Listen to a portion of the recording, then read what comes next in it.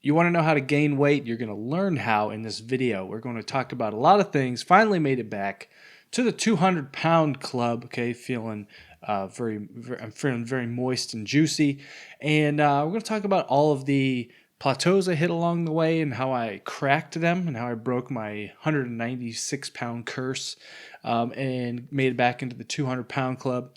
And I'm going to talk about how much food I had to eat to get there.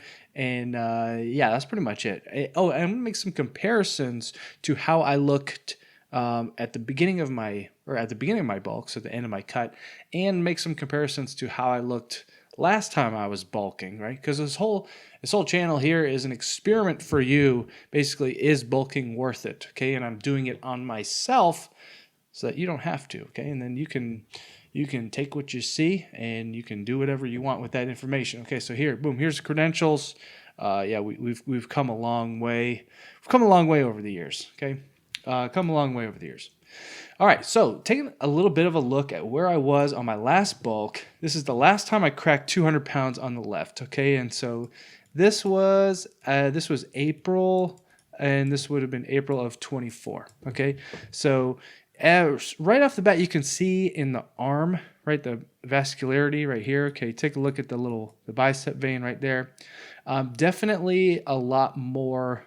Well, I don't know about a lot more because I don't know the percentages, right? I can't eyeball the body fat percentage, but I'm definitely leaner in this picture on the right. And no, I know what you're thinking. No, I don't always take douchey, like annoying loser looking selfies like this. It was just the one time on the left, and then I had to recreate it on the right yesterday so that I could make a side-by-side comparison. So I don't always take boner douchey selfies like this, okay? I promise.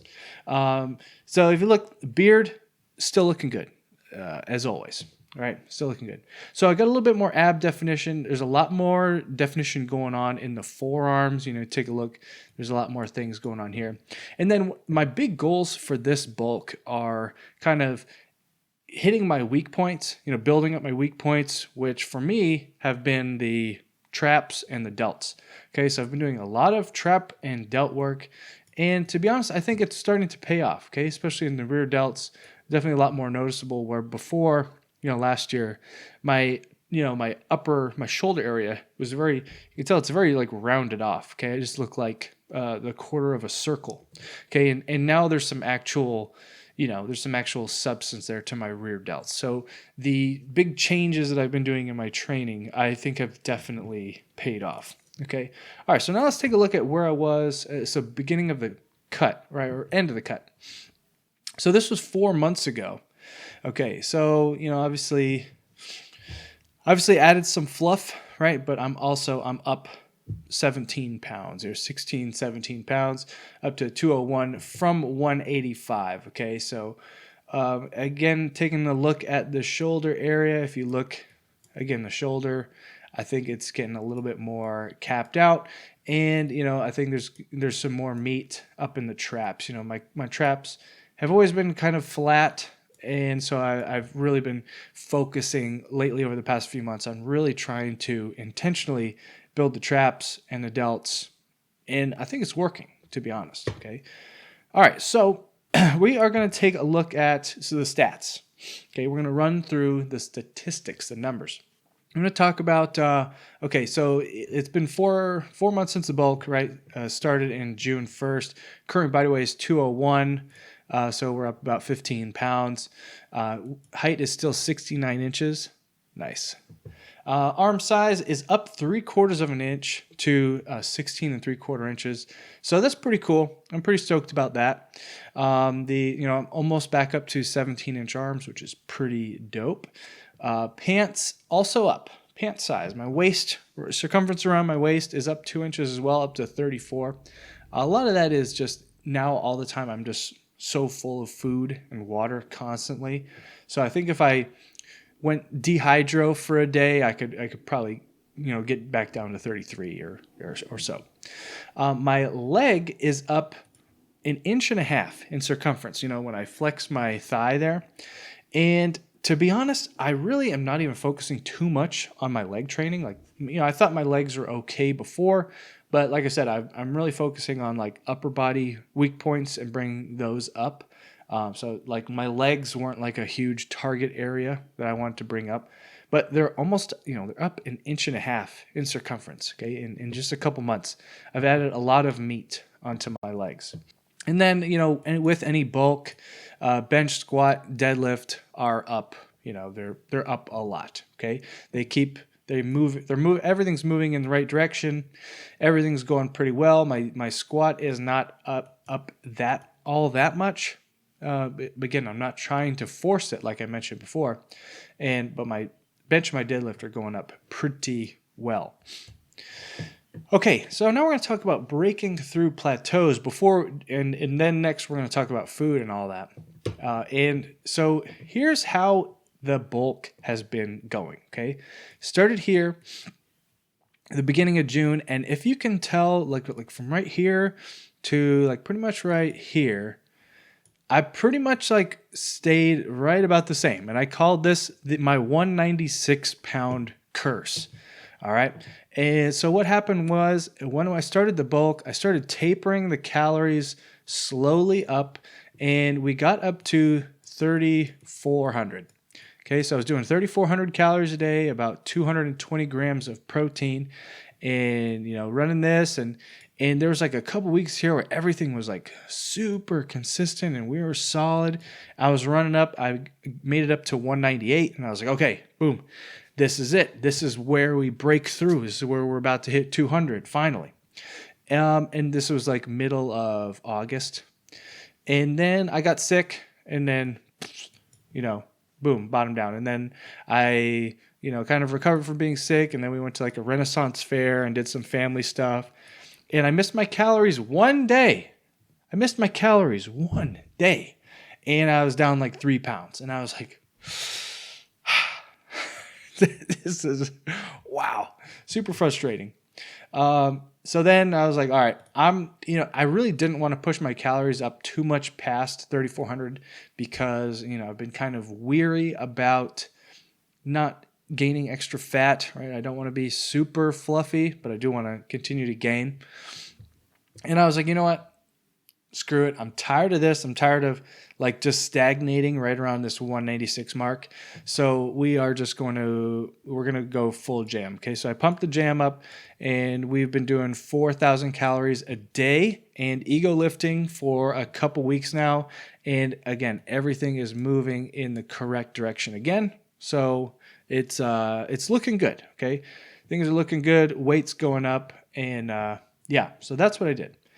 And so to hit that 4,000 calorie goal, okay, I just want to take you through a little bit of what I've been eating. Okay, so this is like a very typical day. And the thing is, if you math this entire page out, I don't know that this is going to math out to be exactly 4,000 calories. This is this is exactly 4,000, right? I'm showing you typical meals that I do. And my strategy is that I track everything I eat. And before I go to the gym, because my gym is right before the dinner. So I go to the gym, and I come home and eat dinner. And I do that about 5 p.m. So my strategy is to try to have 1,500 calories remaining by the time I go to the gym. Okay. And I just track everything and, eat and get my meals in. And, each meal might vary a little bit here and there, but this is like the overall structure. And as long as I have about 1,500 calories left by the time I go to the gym, then I come home, I can very easily eat 1,000 calories for dinner, and then I have a 500 calorie snack or something, a couple hours later around 8 p.m. So that's like the strategy. So don't like go and math this up and say, oh, the math that's only 3,750. Okay, that's fine. I'm still going to hit 4,000 a day because I'm tracking everything. And, I might add in another shot of honey or whatever to make it work out. So anyways, the breakfast is, I'm always doing 6 eggs. And a lot of times I'll put in a little chicken in there. Or sometimes instead of 100 grams of rice, I'll do 200 grams of rice. So again, it kind of depends on what I have in the fridge. If I know that I have plenty of chicken. I might load up some chicken in my eggs or whatever. And then for a snack, I buy these. It's like this pack of dried mango slices, and they're sweetened, so there's sugar on them. And I crush these things. They're super carbohydrate dense, and I crush these bad Larrys like they're going out of style. So I'll smash some of those, and then maybe a blueberry muffin or a scone, or a shot of honey, something like that. And then I do 2 lunches. I do my first lunch at 11, and I do my second lunch at like 2, 2-ish, 2:30ish. And so typically each one of those lunches is going to look like about 220 grams of chicken and about 250 grams of rice. And a couple months ago, we got what is this, the Blackstone, the outside Blackstone grill thing. And so I've been slanging up chicken on the grill, making the entire family eat my meal prep. Okay, so it kind of works out. I grill up a bunch of chicken, and then the wife and kids all has to eat chicken, and everybody's eating chicken and rice. So the kids are going to get their gains in for sure. And my wife is a savage too. She tracks all her calories daily and goes to the gym at like 4 a.m. Okay, she's crazy. All right, so yeah, post-workout, again, I come back. I might have a little snack before the gym right here. So a little snack might be Greek yogurt with a huge squeezing of honey in there, some blueberries, things like that. Might have like 8 rice cakes. And then after the workout, as soon as I get back from workout, I take a shot of honey, just right down the main vein. 25 is a pretty small one. I might do anywhere from 50, maybe 70. I don't know. And then, like I said, we're going to cook dinner. At least 250 grams of chicken or steak, and I'm cooking up 300 grams of rice, and that's not 1,000 right there. That's probably like 700 or 800 calories. So I'm going to have something else with it, again, to get me to that 1,000 mark. And then I pretty much always eat the same snack every day. And so it's 30 grams of Cool Whip, 30 grams of frozen blueberries, some almond milk, and then I get this cheesecake Jello mix, and I pour that in there. And basically mix all of that up. And I add on these things called Drizzleicious. It's like this basically cereal thing that you buy from Costco that has like chocolate drizzled on it. And I eat that up. Yeah, it's delicious. Okay, it's amazing. It's basically like ice cream. So the thing is, I hear a lot of guys, say, "Oh, I'm trying to eat." This was me.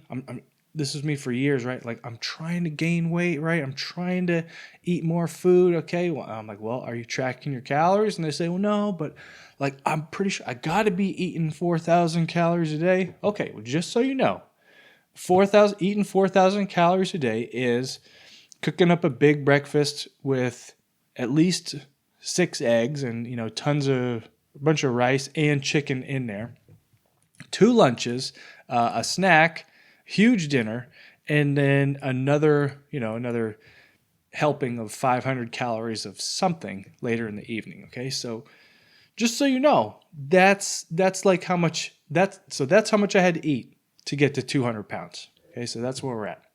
Anyways, hope you enjoyed the video. Right, glad you were here for this one, and hope to see you in the next one. Have a great day.